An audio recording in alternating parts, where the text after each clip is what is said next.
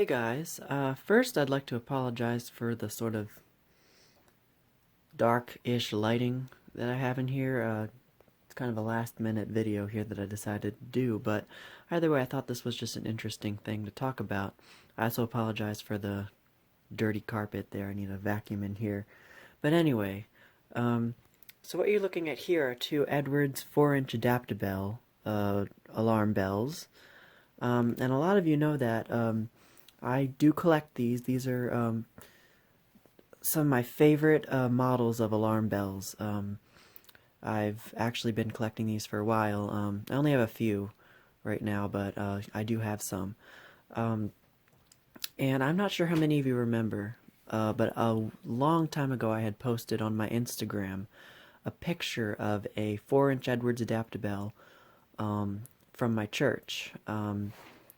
Now, at my church there were two of these bells, or these two bells. Now, these actually came from my church. I got them a couple of days, like over the last weekend or something. Yeah, I think it was around then.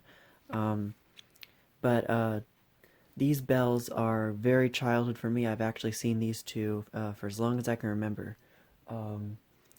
Now, here's basically how the system was set up at my church. So, on the second floor, this bell was on the second floor in the hallway, and this one was on the first floor in kind of like the gathering hall like type room.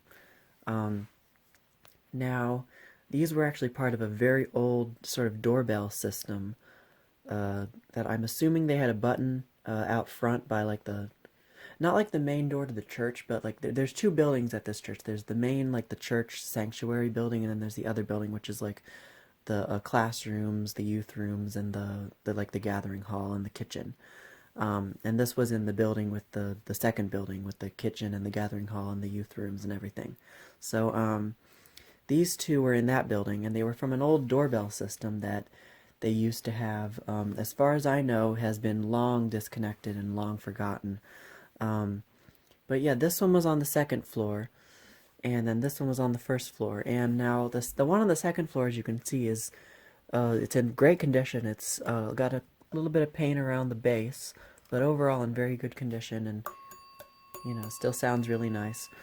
This one, this one's kind of a different story. Now, what happened was, sometime in the past, when they were painting the gathering hall, like the walls, they painted this bell. Now I'm not sure why they did that. Maybe to just make it blend in more. But yeah, they painted it white. And the other thing, they noticed all this stuff around the side here. Sometime in the past, they went over, and the walls to the gathering hall used to be like cinder block, kind of like how the upstairs hallway, where this one was. But sometime in the past, they covered all the cinder block with drywall sheets, like sheetrock, and as a result, they covered the first like inch or so of the bell, like they covered up the base. Like the only thing sticking out of the wall was the gong. So that's what all that is. So that this part was behind it was in like buried in drywall. I do have a picture of this bell from a long time ago when it was still hanging up. I thought I had a picture of this bell, but I cannot find it for the life of me. I have no idea. I swear I took a picture of it, but I don't know. I can't remember if I actually never took a picture of it, or if I just, false memory. But anyway, so these are both the same, as far as I can tell, the same model. I obviously can't see this one's a label because it's been painted, but this one says it's an older one. These are both probably from, I think they were probably from when the building was built. So the building was built in 1959, so these are probably from somewhere around then. But this one says Edwards Company, or Edwards Company with the E, the old logo, Adaptabel, Norwalk, Connecticut, U.S. patent number. There's the patent number in there. I think I might try to look that patent number up and see. There's actually two patent numbers and then others pending. Model number 340, 24 volts, 60 cycles, 31.31 amps. Do not remove gong, loosen locking screw at top and bottom, pull toward you. factory mutual approved.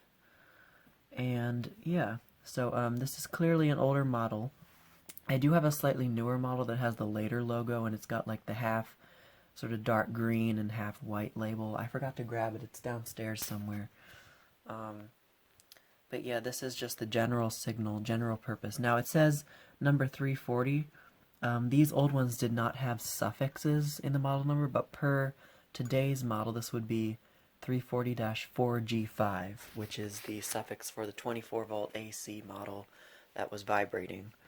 But yeah, these are vibrating bells. I ran them off a DC actually to test them at first, and they were acting like single stroke. So then I ran them off of AC, and they worked like vibrating like they should. So now on the back, you can see is the mounting plate. This is what Edwards calls these days is called the Adaptaplate. So take the Adaptaplate off, and you can see how it's fits on there. There's a little receptacle on there with the wire terminals, and if the thing would focus. Come on. It's not doing automatic focus. There you go. See the terminals there, it says top, and then there's the plug on the back that fits into there. And you can actually fit an extension cord plug on there. On my other one, which is actually 120 volts rated, I can just stick an extension cord plug on there and plug it into a wall, and it'll work perfectly fine. It's got a black plastic cover on the back with the strangely enough, this one's label on the back is like a tape. I've seen some older ones which are a paper label, or different ones which are a paper label, but this one's clearly older, so I don't know. And there's a gasket on the back as well, so prevent moisture from ruining the workings of the bell. And so now the other one is the exact same. There's the Adaptaplate, and on there you can see, I think this one's also, this one's loose.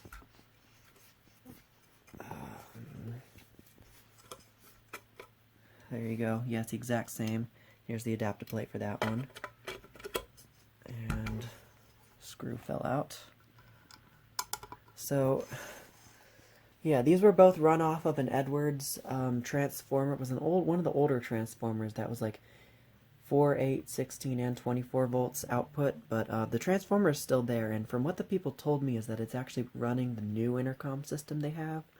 I don't know if I believe that, because I think there are only 2 wires going to, I can't remember, because it's been years since I've looked at it inside there in that building. So anyway, so I'm going to ring these bells now, both of them. I have tested both of them, they both work, but I'm going to ring them with this old Edwards number 879 transformer. It's only 14 volts, rated at 14 volts, but it'll run these bells perfectly fine. I'm going to ring them both at just separately, since I don't have enough wire clips to ring them at the same time.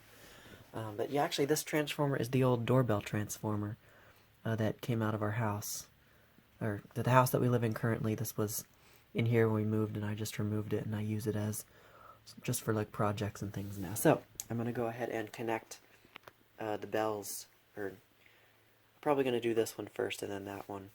So I'll be right back. Alright, we are starting with the gray unpainted Edwards Adaptabel. So I'll just start with this to continuous.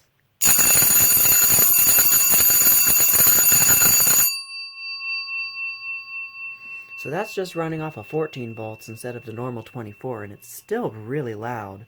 Like, not really, really loud, but it's pretty loud. It's not as loud as the 120 volt model that I have, but I'll do a code 3 now.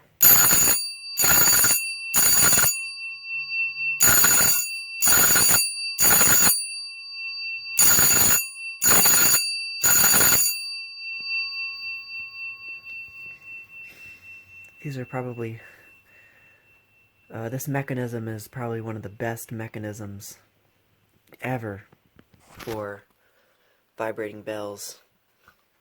Runs so smoothly. Love the sound of these. Alright, let's test the other one now. Alright, let's go for a test of the painted one now. I'll do just a continuous again.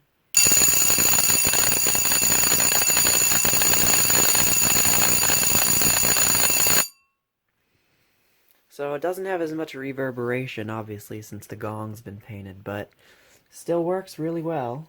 I'll do a code 3 for this one as well.